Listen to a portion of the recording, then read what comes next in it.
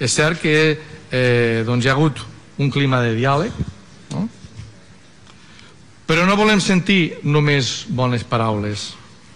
Senyor La Rosa té l'oportunitat de fer un gest real o diversos gestos reals que demostrin voluntat de canvi de tarannà i de mà estesa per als acords.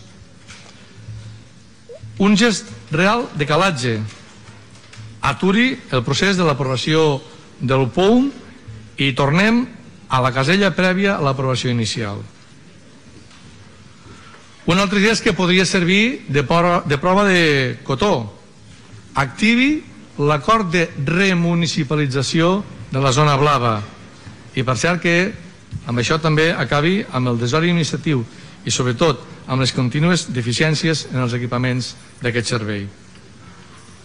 Un altre gest políticament definitiu i diria que definitori, aprofitant per cert el rebuf de l'exhumació de les restes del dictador que va nomenar com a successor a Juan Carlos de Borbón. Acabi amb els carrers franquistes a la ciutat de Lleida.